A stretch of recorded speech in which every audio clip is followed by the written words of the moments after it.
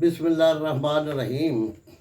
ये जो हमारा तासर इस जंग का जो दुनिया को गया है कि ये सिर्फ जहाज़ों और रिडार के दरमियान लड़ी गई है।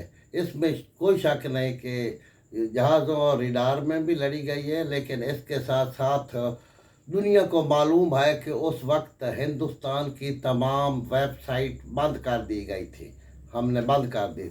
इसके अलावा उनके बिजली के तमाम ग्रिड स्टेशन ब्लॉक हो चुके थे, लोग तड़प रहे थे, काफ़ी तकलीफ में थे। इसी आलम में उन्होंने डिस्प्ले किया भारत ने कि दुनिया का कोई हैकर खुदा के लिए हमारी मदद को पहुँचे और हमारी साइट्स को रिस्टोर करे। यानी इस हद तक उन्हें बेबस कर दिया गया था।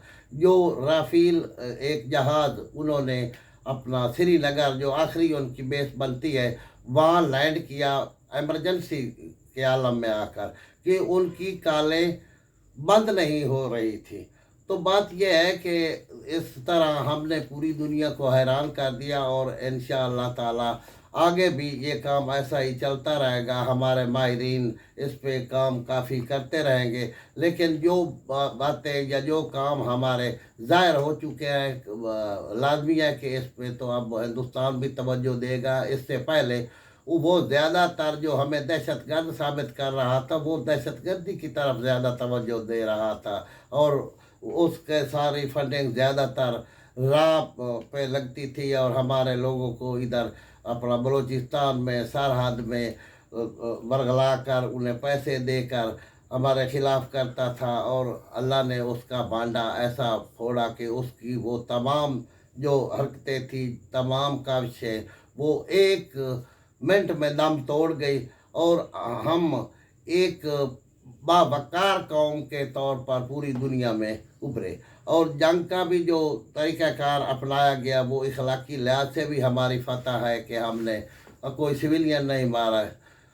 तो आगे जो है ना, बात यह है, जो करने का मकसद है कि निचली सतह से लेकर उतनी ऊंची सतह तक असूल यकसां चलते हैं। रुतबे कौमों को, अफराद को, मुल्कों को मिलते रहते हैं, उनको यानी अपने स्टेटस को बरकरार रखना किसी के लिए भी बहुत मुश्किल है।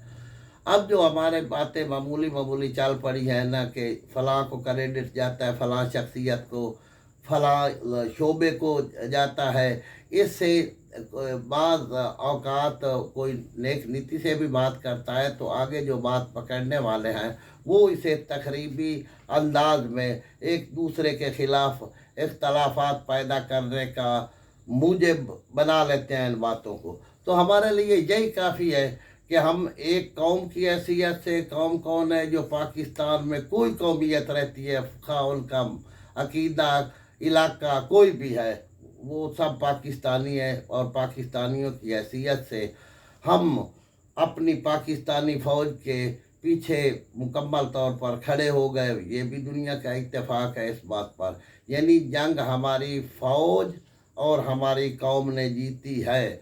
अगर खुदा न खास्ता कोई और वजह इसके मुतज़ाद जाती तो ये भी जो डिस्क्रेडिट है वो भी हमारी कौम और हमारी फ़ौज को जाना था।